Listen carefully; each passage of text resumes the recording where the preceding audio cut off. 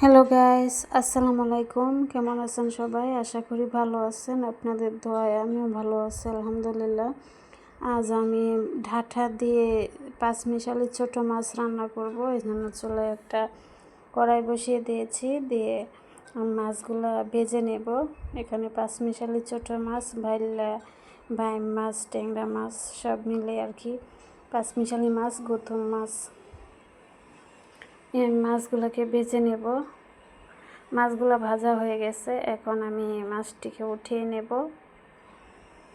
মাছটা ভাজা হয়ে গেছে, আমি উঠিয়ে নেব। আসলে ছোট মাছ না ভেজে রান্না করলেও হয়, এখানে বাইলা মাছ বেশি, সেই জন্য ভাজছি। কারণ বাইলা মাছটা মানে রান্না করলে, কাঁচা রান্না করলে কেমন যেন নরম হয়ে ভেঙে যায়।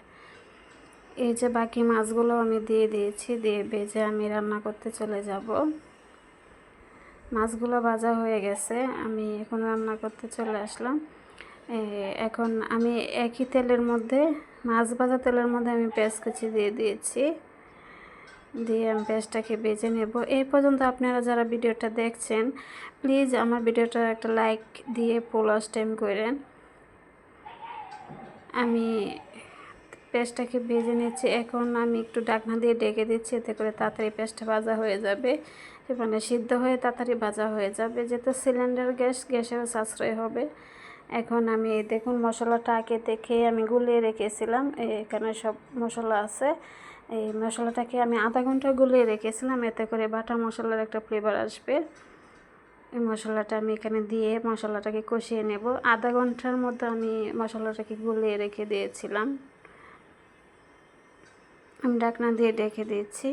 আমি মশলাটা কষানো হয়ে গেছে, আমি ঢাকনাটা উঠিয়ে দেখে নিচ্ছি।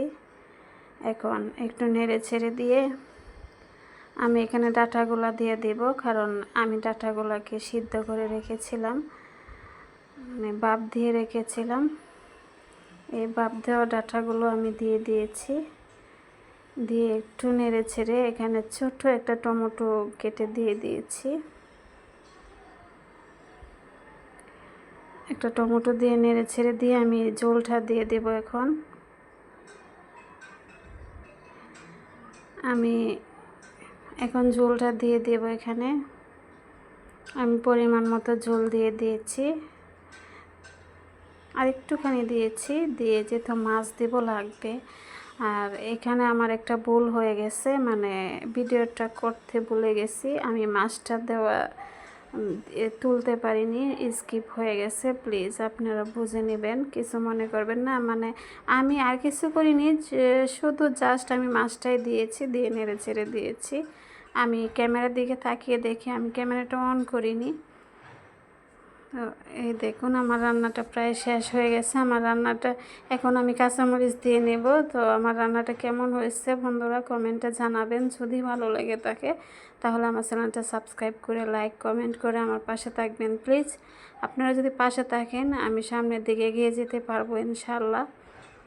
তো আপনারা যারা মূল্যবান সময় দিয়ে আমার ভিডিওটা দেখছেন অসংখ্য ধন্যবাদ।